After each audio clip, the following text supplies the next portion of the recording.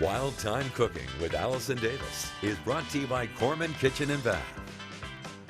Welcome back to Midday Kentucky. Chef Allison Davis here in the Wild Thyme Kitchen. Hope you guys are having a great afternoon. So we might be talking about big games.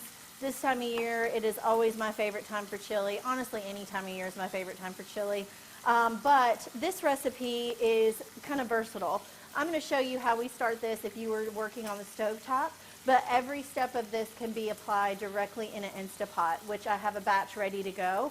And so we'll talk about that as we get on. But this is just a kind of classic, traditional chili. So what we have here is a little bit of bacon, and I've got some ground beef, and it is just sauteing up. And I wanted to show you this tool. If you don't have one, I recommend going out and getting one. We actually have them here at Wild Thyme for sale.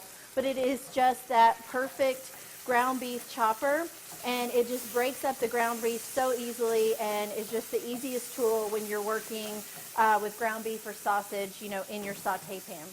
I'm using an extra lean, like lean ground beef, so I'm going to go straight on in with my vegetables. If you were going with like a 80-20 blend, you probably would want to drain your ground beef before adding in your vegetables. So I just added some onion. And then I've got some peppers, diced red pepper and diced jalapeno.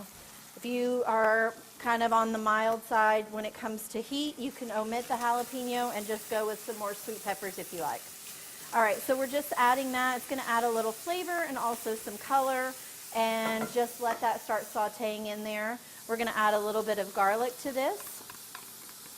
And that's primarily like our vegetables and our meat. Now, a big thing that is going in this chili, this is going to be a 3-bean chili. So I've got a can of pinto beans, kidney beans, and black beans. Now, one thing I'm going to tell you that's kind of crucial, I think, when you're cooking with beans, when you take them out of the can, you want to drain and rinse them. What happens is that when they sit in the can, the outside skins can actually become a little toxic.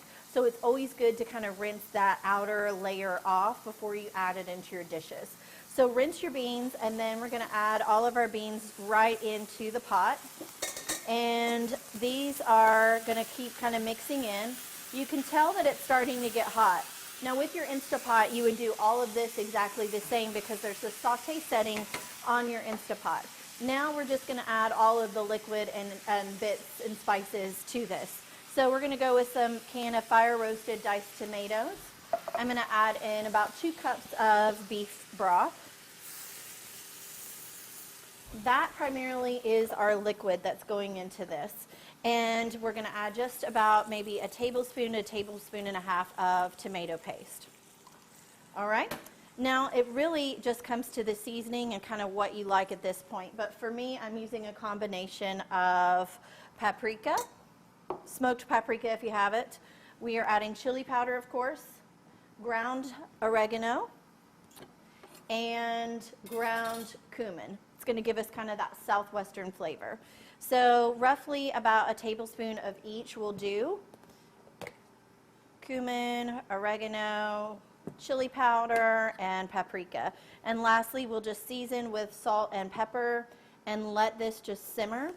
If it's on the stovetop, you're going to want to simmer for an hour to 2, really for everything to kind of come together. What is lovely about it with the combination of the beans that are in there, those are really going to help to thicken the broth and bring that together. When you put this in the Instapot, though, you can have this chili ready to go in a matter of about 15 minutes, which is the beauty. So if you're taking this to a big game and you're taking this to enjoy with friends, you don't have to slave over the stove. It can all go right into that Instapot.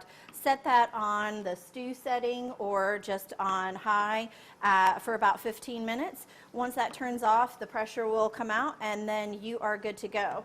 So as you can see, this one right here went for just about 15 minutes, and you can see how everything is kind of cooked and meshed together, and it's no longer that kind of soupy consistency.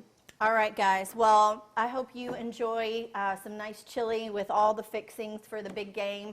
I'm Chef Allison Davis. You're watching Midday Kentucky. For recipes, go to middaykentucky.com/recipes tab. We'll be right back after this short break.